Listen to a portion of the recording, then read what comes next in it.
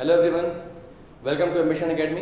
मेरा नाम आशीष है और आज हम इलेक्ट्रोस्टैटिक का सेकेंड लेक्चर आपके बीच में लेकर के आए हैं। हमारे पिछले लेक्चर में हमने कुछ टॉपिक्स के बारे में डिस्कस किया था। जिन्होंने वो वीडियो ना देखा हो एक बार जाकर के वो वीडियो देखें, ठीक है। आज हम पार्ट सेकेंड में, जहाँ हमने कल पार्ट खत्म किया था, उसको आगे कंटिन्यू करते हैं।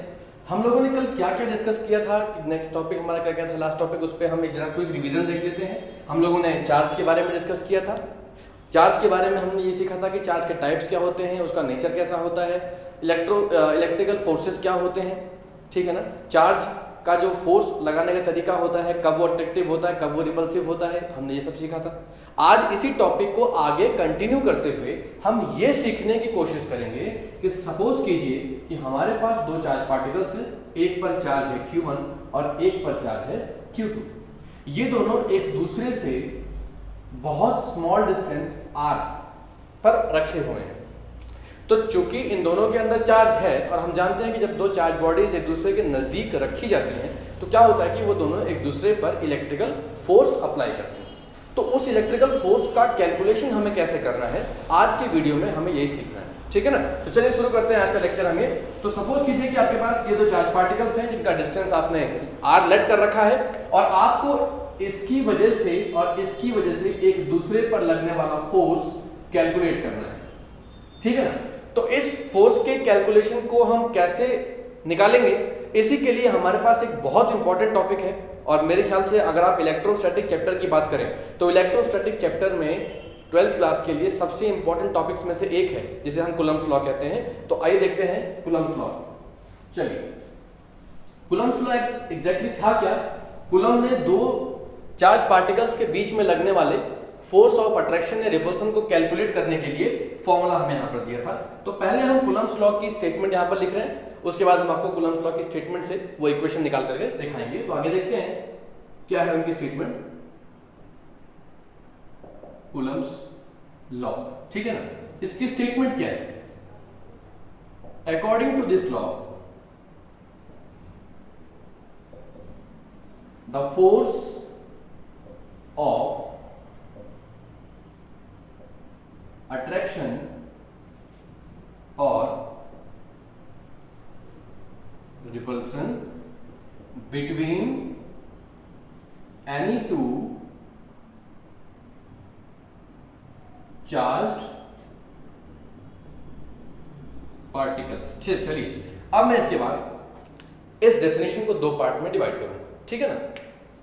हमने क्या लिखा, according to this law the force of attraction और repulsion between any two charge particles is, part number 1 is directly proportional to the product of their charges, ठीक है। पहली स्टेटमेंट में उन्होंने कहा कि जो लगने वाला फोर्स ऑफ अट्रैक्शन या जो रिपल्सन होगा, चाहे वो फोर्स ऑफ अट्रैक्शन हो या फोर्स ऑफ रिपल्सन हो, उसका उन्होंने कंडीशन दिया कि पहली कंडीशन में वो कैसा होगा, वो डायरेक्टली प्रोपोर्शनल होगा किसके, प्रोडक्ट ऑफ देयर चार्जेस के। कौन, फोर्स। तो फोर्स के लिए F यूज कर लेते हैं, ठीक है। इन्होंने डायरेक्टली प्रोपोर्शनल कहा है तो हम डायरेक्टली प्रोपोर्शनल का सिंबल भी यूज कर लेते हैं। और डायरेक्टली प्रोपोर्शनल किसके हैं, प्रोडक्ट मतलब मल्टीप्लिकेशन, किसका मल्टीप्लिकेशन, देयर चार्जेस। तो हमने चार्जेस कितने लिए थे, एक पर Q1 लिया था और एक पर Q2। मैं यहाँ पर एक रफ डायग्राम बना के आपको दिखाता हूँ। लेट दिस बी Q1, ये Q2 है और दोनों के बीच का डिस्टेंस R है। तो इन दोनों के चार्जेस का प्रोडक्ट क्या होगा, Q1 इंटू Q2 होगा, ठीक है ना। ये हमारे लिए क्या बन जाएगी, इसको अभी हम इक्वेशन नंबर 1 लेकर के ड्रॉ करते हैं। लेकिन आपको मैं क्लियर कर दूं कि कूलम्ब्स लॉ में केवल एक नहीं बल्कि दो पार्ट है, ठीक है ना। पहला पार्ट हमने आपको समझा दिया, अभी हम सेकंड पार्ट लिख रहे हैं। सेकंड पार्ट में ये क्या बताएंगे, फोर्स के बारे में ही बताएंगे कि फोर्स किस किस पे डिपेंड करता है। तो फोर्स दो चीजों पर डिपेंड करता है। पहला हमने आपको यहां पर बताया कि वो चार्जेस के प्रोडक्ट पर डिपेंड करता है और किस तरीके से डिपेंड करता है, तो वो डायरेक्टली प्रोपोर्शनल होता है। अच्छा, अभी हम आगे चलते हैं। And inversely proportional to the square of the distance between them. तो डेफिनेशन का सेकंड पार्ट आपके सामने लिखा है। इन्होंने कहा कि फोर्स जो है वो दो चीजों पर डिपेंड करता है। द नंबर वन इज कि फोर्स डायरेक्टली प्रोपोर्शनल होगा किसके, प्रोडक्ट ऑफ चार्जेस के। सेकंड पार्ट, फोर्स कैसा होगा, इनवर्सली प्रोपोर्शनल होगा किसके, square of the distance between them. यहां देम से मतलब क्या है, उन चार्ज पार्टिकल के बीच के डिस्टेंस है। आइए इसको भी हम जरा मैथमेटिकल फॉर्म में अगर लिखें तो जो फोर्स है वो कैसा होगा, इनवर्सली प्रोपोर्शनल होगा। आप ध्यान से देखिए, मैंने डायरेक्टली प्रोपोर्शनल के लिए भी वही सिंबल यूज किया और इनवर्सली प्रोपोर्शनल के लिए भी वही सिंबल यूज किया। तो ये क्वाइट कंफ्यूजिंग हो सकता है कि सर डायरेक्टली प्रोपोर्शनल के लिए भी सेम सिंबल है और इसके लिए भी, तो हम कैसे आइडेंटिफाई करेंगे कि वो डायरेक्टली प्रोपोर्शनल है या इनवर्सली प्रोपोर्शनल है। तो मैं जरा सा इसको भी क्लियर कर दूं, अगर आप डायरेक्टली प्रोपोर्शनल लेते हैं तो फिर आपकी जो क्वांटिटीज इस तरफ लिखी होती हैं ये नॉर्मली जैसे आप देख रहे हैं ऐसे लिखी जाएंगी। लेकिन इनवर्सली प्रोपोर्शनल जब कहा हो तो आप प्रोपोर्शनलिटी के सिंबल के इधर की जो क्वांटिटी होगी वो हमेशा 1 अपॉन में लिखी जाएगी, ठीक है ना। 1 अपॉन जो भी क्वांटिटी होगी वो लिख देंगे। तो इससे क्लियर हो जाता है कि आपने यहाँ पर जो लिखा है, सिंबल जो लगाया, वो डायरेक्टली प्रोपोर्शनल का नहीं बल्कि इनवर्सली प्रोपोर्शनल का सिंबल है, ठीक है। चलिए, तो किसका इनवर्सली प्रोपोर्शनल है, स्क्वायर। किसका स्क्वायर, डिस्टेंस का। डिस्टेंस कितना है, r, तो फिर यहाँ मैंने r का स्क्वायर लगा दिया, ठीक। तो ये मेरे लिए क्या बनेगी, इक्वेशन नंबर सेकंड। चलिए तो फटाफट कोई रिवीजन करते हैं। कूलम ने क्या कहा था, कूलम ने अपनी डेफिनेशन में दो चार्ज पार्टिकल्स के बीच में लगने वाले फोर्स ऑफ अट्रैक्शन या रिपल्सन को कैसे कैलकुलेट करें, इसका फॉर्मूला यहां पर दिया था। इनकी डेफिनेशन के अकॉर्डिंग किसी भी दो चार्ज पार्टिकल के बीच में लगने वाला फोर्स ऑफ अट्रैक्शन, चाहे अट्रैक्शन हो या रिपल्सन हो, हमने कल भी डिस्कस किया था, इलेक्ट्रिकल फोर्सेस दो टाइप के होते हैं, अट्रैक्टिव भी हो सकते हैं और रिपल्सिव भी हो सकते हैं। तो आप इस चीज को ध्यान रखेंगे। तो अब फोर्स अट्रैक्टिव हो या रिपल्सिव हो, उसका कैलकुलेशन तो करना पड़ेगा। कैलकुलेशन कैसे किया जाएगा, तो कैलकुलेशन करने के लिए कूलम की स्टेटमेंट हमारे काम आएगी। उन्होंने कहा था कि जो फोर्स है वो प्रोडक्ट ऑफ चार्जेस के डायरेक्टली प्रोपोर्शनल होगा और डिस्टेंस के स्क्वायर के इनवर्सली प्रोपोर्शनल होगा। यहां आप देख सकते हैं कि हमने यहां पर ये दो इक्वेशन निकाली हैं। तो अभी जरा इन दो इक्वेशंस को इस्तेमाल करके हम आगे बढ़ते हैं और देखते हैं कि हमारे लिए फोर्स का फॉर्मूला क्या आता है, ठीक है। चलिए, from equation number first and second अगर हम आगे बढ़ेंगे तो हमें कुछ एक चीजें मिलेंगी, हम उन चीजों के बारे में भी डिस्कस करेंगे। तो आइए देखते हैं कि वो फॉर्मूला कैसे निकलेगा। तो ऐसा लिख देते हैं, from equation first and second. First equation क्या थी, force is directly proportional to the product of their charges, ठीक है ना, ये थी पहली इक्वेशन। सेकंड इक्वेशन क्या थी, force is inversely proportional to the square of the distance between them. अच्छा, अब अगर मैं इन दोनों इक्वेशंस को कंबाइन करूं तो बहुत सारे बच्चे जल्दबाजी में गलतियां करते हैं। देखिए, मैं बहुत बेसिक चीजें भी आपको यहां समझाऊंगा। बहुत सारे बच्चे कहते हैं कि sir equation number first is divide by equation number second. वैसी गलती क्यों करते हैं, मैं अभी आपको इस टॉपिक के एंड में समझाता हूं, ठीक है।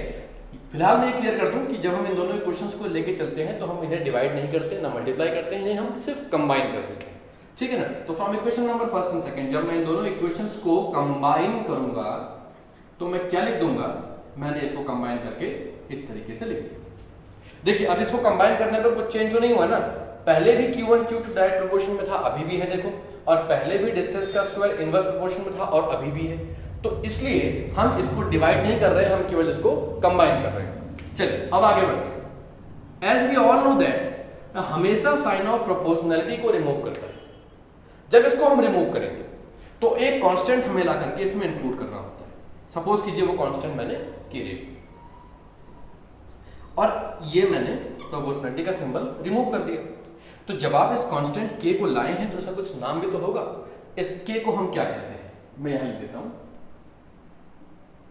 के क्या है, ये सिंबल ऑफ प्रोपोर्शनैलिटी है, ठीक है ना, जिसकी एक फिक्स वैल्यू होती है। क्या की वैल्यू होती है, 1/4 पाई एप्सिलॉन नॉट। के क्या है, इसे हम लोग प्रोपोर्शनैलिटी कांस्टेंट कहते हैं, ठीक है ना, प्रोपोर्शनैलिटी कांस्टेंट। और चूंकि कांस्टेंट है तो इसकी एक फिक्स वैल्यू होनी चाहिए। उसकी वैल्यू क्या है, के को हम रिप्लेस करेंगे बेटा 1/4 पाई एप्सिलॉन नॉट के साथ। तो चलिए अभी हम जरा के को रिप्लेस करके देखते हैं कि हमें क्या मिलता है। अब मैंने यहां पर के को रिप्लेस किया है, के को रिप्लेस करके उसकी वैल्यू पुट कर दी है और ये देखिए यहां पर क्या आ जाएगा, Q1 Q2 by r square. और अगर आप ध्यान से देखें तो यही वो फॉर्मूला है जिसकी हेल्प से हम किसी भी दो चार्ज पार्टिकल के बीच में लगने वाला फोर्स ऑफ अट्रैक्शन या रिपल्सन इजीली कैलकुलेट कर सकते हैं। तो ये किस किस पर डिपेंड कर रहा है, आप देख सकते हैं जो फोर्स है वो इनके चार्जेस के प्रोडक्ट और डिस्टेंस के स्क्वायर पे डिपेंड कर रहा है। लेकिन यहाँ पर एक नई क्वांटिटी भी इंक्लूड हो गई है, ये कांस्टेंट टर्म है। तो यहाँ पर ये जो कांस्टेंट इंक्लूड हो गया, अब इस कांस्टेंट के बारे में बात करेंगे। ये जब हम न्यूमेरिकल सॉल्व करेंगे तो ये कांस्टेंट का वैल्यू हम क्या पुट करेंगे, तो आइए देखते हैं। 1/4 पाई एप्सिलॉन नॉट, चूंकि ये कांस्टेंट है और इस कांस्टेंट को जब हम न्यूमेरिकल्स डिराइव करेंगे या सॉल्व करेंगे उस समय हमारी स्टैंडर्ड वैल्यू क्या होगी, 9 × 10⁻⁹। ये वैल्यू हम न्यूमेरिकल्स पुट करते समय इस 1/4 पाई एप्सिलॉन नॉट के बदले हम पुट करेंगे, तो ये आपको याद रखना है। अब यहाँ पर एक कांस्टेंट टर्म हम देख रहे हैं यूज हुई है, एक कांस्टेंट टर्म ये पूरा हो गया, लेकिन इस कांस्टेंट के अंदर भी एक कांस्टेंट टर्म यहाँ पर इंक्लूड हुआ। अब उस कांस्टेंट टर्म का नाम क्या है, उसकी क्या वैल्यू है, आइए हमें देख लेते हैं। यहाँ पर एक आप टर्म देख रहे होंगे, ये देख रहे हैं, इस फॉर्मूले बना हुआ है। बहुत सारे बच्चों को इसका सही करेक्ट प्रोनाउंसिएशन नहीं पता होता। इसका करेक्ट प्रोनाउंसिएशन क्या है, इसका नाम है एप्सिलॉन। चूंकि यहाँ 0 लगा हुआ है तो इसलिए इसको हम क्या कहेंगे, एप्सिलॉन नॉट कहेंगे, ठीक है ना। ये पूरा एक कांस्टेंट है, इस कांस्टेंट के अंदर भी एक कांस्टेंट हमने यूज किया है। अगर यहाँ पर 0 ना लगा होता, केवल यही लिखा होता तो इसे हम कहते एप्सिलॉन, लेकिन यहाँ पर ये 0 लगाने के कारण इसका नाम हो जाएगा एप्सिलॉन नॉट। तो एप्सिलॉन नॉट भी एक कांस्टेंट है। एप्सिलॉन नॉट की क्या वैल्यू है अब हम आपको यहाँ लिखकर दिखाते हैं। तो एप्सिलॉन नॉट, क्योंकि हम बहुत बार इसकी वैल्यू को न्यूमेरिकल्स में यूटिलाइज करते हैं, इसलिए ये वैल्यू हमारे लिए बहुत इंपॉर्टेंट है। तो जो एप्सिलॉन नॉट है इसकी वैल्यू है 8.85, बहुत लोग केवल 8.85 लिखते हैं, लेकिन एग्जैक्टली इसका वैल्यू कितना है, 8.854 इंटू 10⁻⁻12। एज यूजुअल हम इसकी जो यूनिट है उसको रटेंगे नहीं, हम ये देखेंगे कि यूनिट कैसी, इसकी यूनिट क्या होगी। मैं यहाँ लिखने से पहले मैं चाहता हूं कि आप ये सीख जाएं कि यूनिट हम निकालें कैसे। तो अभी आपने देखा कि F = 1/4 pi epsilon not into Q1 Q2 by r² हमने लिखा था फॉर्मूला। आपको जब भी किसी इनमें से किसी भी टर्म की यूनिट निकालनी है तो आप क्या करें, उस टर्म को इंडिपेंडेंट कर दें। किसका निकालना है यूनिट, आपको इसका निकालना है ना, तो एप्सिलॉन नॉट को इंडिपेंडेंट कर दिया। कैसे करेंगे आइए देखते हैं। ये जो 4 पाई है ये यहां पर आकर मल्टीप्लाई हो जाएगा, ठीक है। ये जो आप अपॉन में r देख रहे हैं ना, r², ये भी यहां जाके मल्टीप्लाई हो जाएगा। और ये जो अपॉन में Q1 × Q2 है ये यहां पर अपॉन में आ जाएगा। क्या हुआ, मैंने यहां की सभी क्वांटिटीज को, केवल इसको छोड़ के बाकी सबको इस तरफ भेज दिया। मैं आपको क्या सिखा रहा हूं, मैं इस एप्सिलॉन नॉट की क्या यूनिट होगी आपको ये निकालना सिखा रहा हूं, ठीक है ना। चलिए अब आगे बढ़ते हैं। तो यहां देखिए फोर्स की क्या यूनिट होगी, हम सभी जानते हैं न्यूटन होगी। चूंकि ये कांस्टेंट है तो इसकी कोई यूनिट तो होगी नहीं। अब देखिए r क्या दिखाता है, डिस्टेंस की क्या यूनिट होगी, m² अपॉन एक q क्या दिखा रहा है, चार्ज, ठीक है। तो इसकी यूनिट कूलम। यहां पर 2 q है तो इसलिए एक और coulomb is equal to 1/4 pi, sorry is equal to 1/एप्सिलॉन नॉट। यानी ये क्या बन जाएगा, newton m² upon coulomb square is equal to 1/एप्सिलॉन नॉट। लेकिन हमें तो एप्सिलॉन नॉट की यूनिट निकालनी थी तो हम इसको क्या करेंगे, उल्टा कर देंगे। तो epsilon naught is equal to क्या आ जाएगा, c² अपॉन न्यूटन m²। इसको थोड़ा सा अगर आप स्टैंडर्ड फॉर्म में लिखेंगे तो coulomb square Newton inverse m⁻²। ये हमारे एप्सिलॉन नॉट की यूनिट है, यानी कि c = 8.854 × 10⁻² coulomb square Newton inverse m⁻²। ये हमारे एप्सिलॉन नॉट की वैल्यू होगी, ठीक है। चलिए अब ध्यान से एक बात मैं आपको बताता हूं, इस कूलम्स लॉ में ध्यान रखिए। कूलम्स लॉ जो है, अब कूलम्स लॉ जो है, कूलम्स लॉ का क्या था कि कूलम्स लॉ एक स्टैंडर्ड कंडीशन पे अप्लाई हो सकता है। वो स्टैंडर्ड कंडीशन क्या है आइए बताते हैं। देखिए कूलम्स लॉ की जो आप फॉर्मूले को देख रहे हैं ना, ये फॉर्मूला केवल तभी एप्लीकेबल है जब दोनों चार्ज पार्टिकल्स वैक्यूम में रखे हों। अब ये कैसे क्लियर हुआ, अच्छा फॉर्मूले में इस बात का भी हिंट है कि जो कूलम थे, कूलम ने अपने फॉर्मूले का डेरिवेशन कहां पर किया था, वैक्यूम में। उन्होंने क्या यूज किया है, एप्सिलॉन नॉट यूज किया है। अब एप्सिलॉन नॉट को हम वैक्यूम से क्यों रिलेट कर रहे हैं, आइए हम आपको इसका नाम बताते हैं कि एप्सिलॉन नॉट का नाम हम यहाँ फिजिक्स में क्या रखते हैं। देखिए एप्सिलॉन नॉट, एप्सिलॉन तो एक लैटिन वर्ड हो गया शायद, तो हम यहाँ पर क्लियर नाम क्या रखेंगे, अगर आप यहाँ फिजिक्स में इसका नाम देना चाहें तो इसका नाम है absolute permittivity of free space. तो यहां फ्री स्पेस को हम वैक्यूम भी कह सकते हैं, यह आप ध्यान रखेंगे कि हम फ्री स्पेस को वैक्यूम भी कह सकते हैं।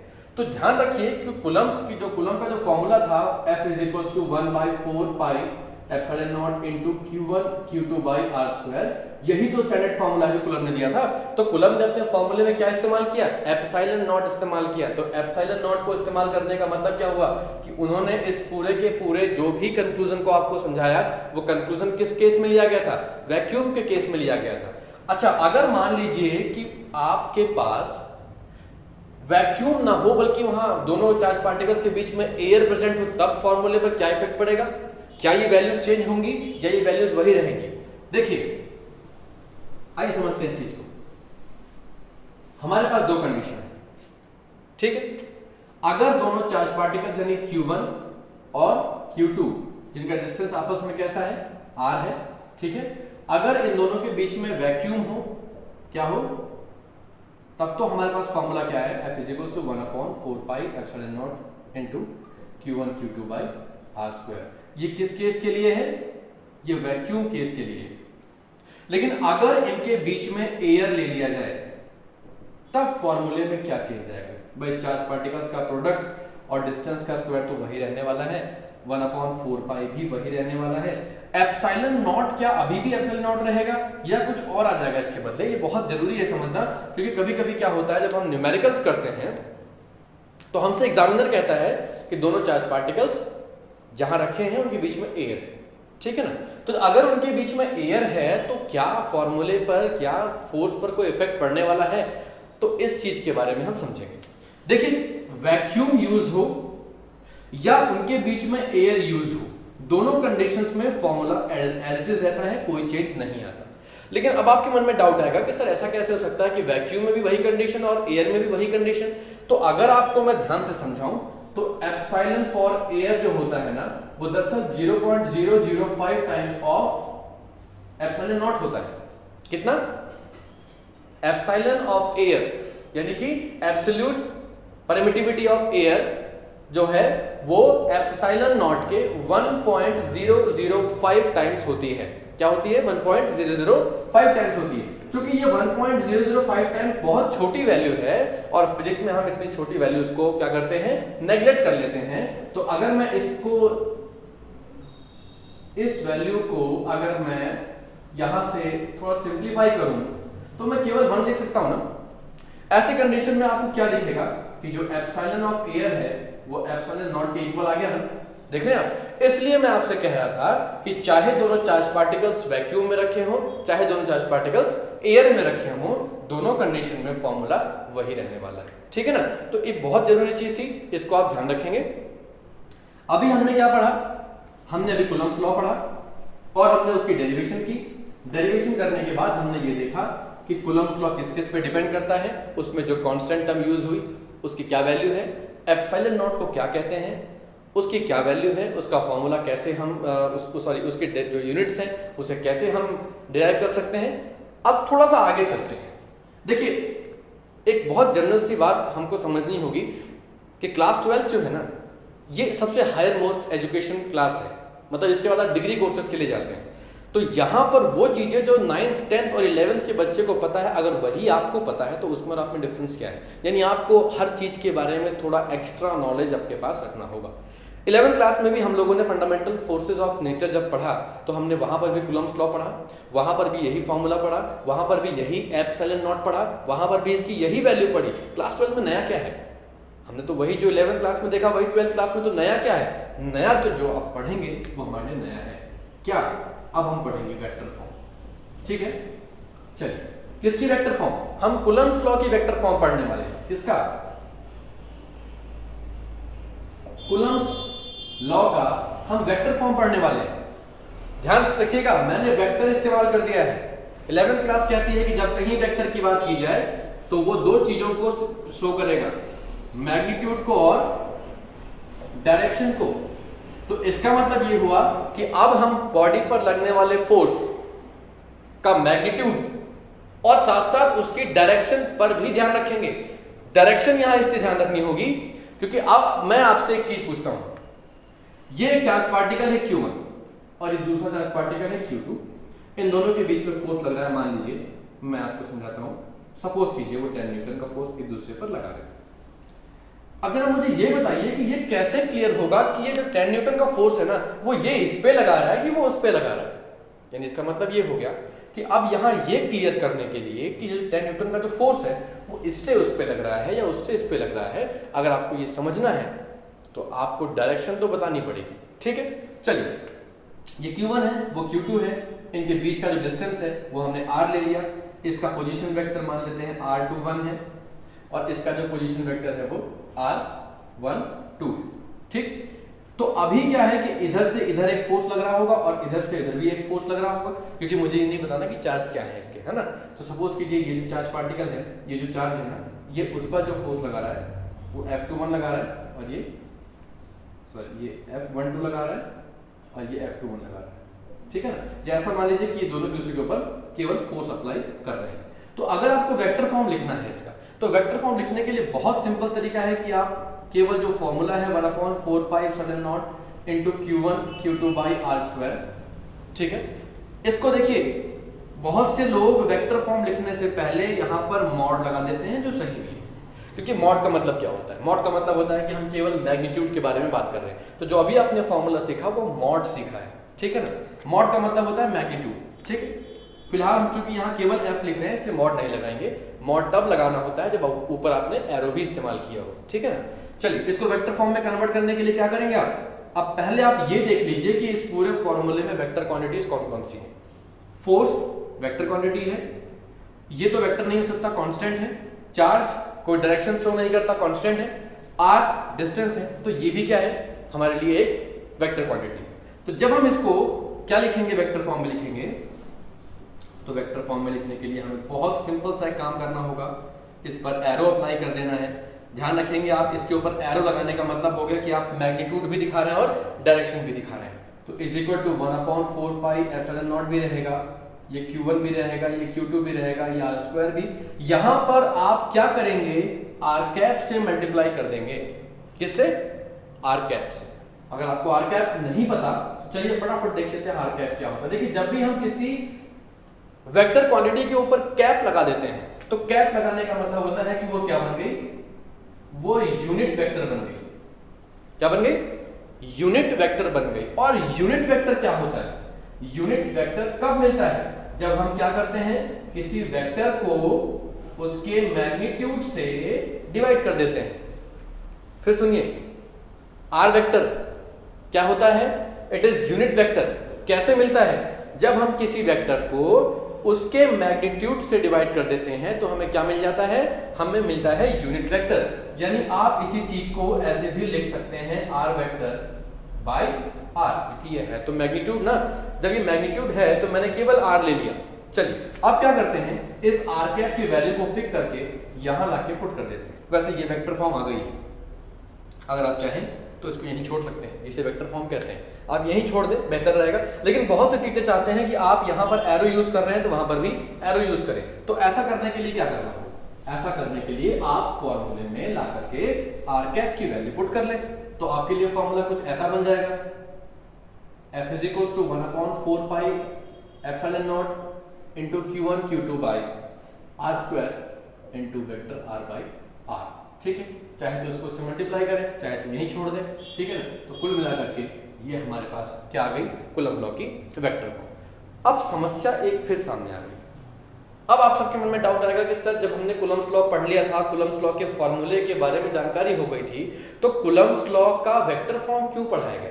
तो देखिए, कूलम्ब्स लॉ का वेक्टर फॉर्म क्यों पढ़ाया जाता है, इसको हम तब समझेंगे जब हम कूलम्ब्स लॉ की इंपॉर्टेंस के बारे में समझ जाएंगे। तो अभी मैं आपको नेक्स्ट टॉपिक क्या पढ़ाने वाला हूं, इंपॉर्टेंस ऑफ कूलम्ब्स लॉ। चलिए देखते हैं,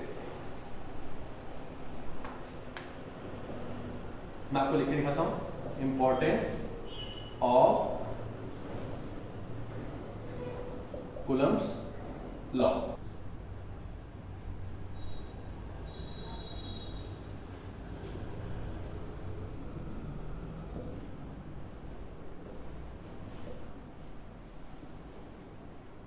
चलिए, तो ये हमारे पास इंपॉर्टेंस ऑफ कूलम्स लॉ के 2 पॉइंट हैं। देखिए, जब हम कूलम्स लॉ को वेक्टर फॉर्म में पढ़ते हैं और जब हम ये मान के चलते हैं कि जो 2 चार्ज पार्टिकल्स हमने लिए हैं दे आर इक्वल, उनके चार्जेस इक्वल हैं या अनइक्वली मान सकते हैं, लेकिन उनका नेचर कैसा है हमको नहीं पता, वो दोनों निगेटिव हैं, दोनों पॉजिटिव हैं, दोनों डिफरेंट हैं, हमको नहीं पता। तो कूलम्स लॉ वेक्टर फॉर्म में जब हम लिखते हैं तो हमें वो 2 चीज समझाता है। पहली बात तो वो ये क्लियर करता है कि जो लगने वाले फोर्सेज हैं वो कैसे हैं, इक्वल। देखिए, हो भी सकते हैं और नहीं भी हो सकते, लेकिन अपोजिट होंगे ये डेफिनेट, ठीक।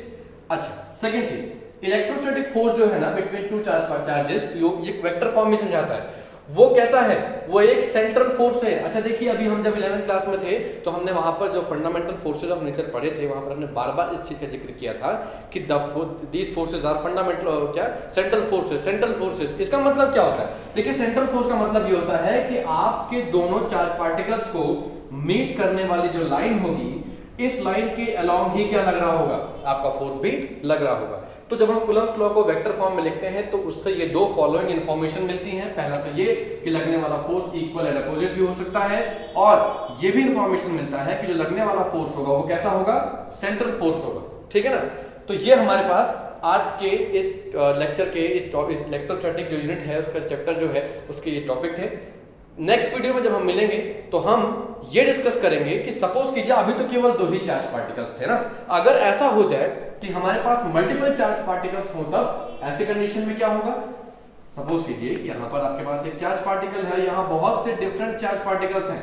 अब इन सभी डिफरेंट चार्ज पार्टिकल्स के कारण पर्टिकुलर इस वाले चार्ज पे, जिसे हम Q0 मान लेते हैं, टेस्ट चार्ज जिसे मान लेते हैं, इस पर्टिकुलर पार्टिकल पर कितना टोटल फोर्स लग रहा होगा, भाई ये तो कूलम्स लॉ से कैलकुलेट नहीं कर सकते ना। रीजन इज बीइंग, क्योंकि क्या है कि कूलम्स लॉ ने अपना जो फॉर्मूला दिया वो 2 ही चार्ज पार्टिकल्स के बीच के लिए दिया, यहाँ पर मल्टीपल चार्ज पार्टिकल्स आ गए। तो ऐसी कंडीशन में हम टोटल जो फोर्स लग रहा है इस पर वो कैसे कैलकुलेट करेंगे, ये हम अपने नेक्स्ट वीडियो में सीखेंगे। आगे जो भी हम यहाँ पर आपको टॉपिक अभी करा रहे हैं उसमें जो भी डाउट्स हैं वो आप हमें कमेंट में बताएं, ठीक है ना। और जिन्होंने अभी तक हमारा लास्ट वीडियो नहीं देखा, प्लीज़ एक बार जाकर के उसको भी देखें और हमारे चैनल को सब्सक्राइब भी करें ताकि आपको आगे की वीडियो भी मिलती रहे। Thank you so much.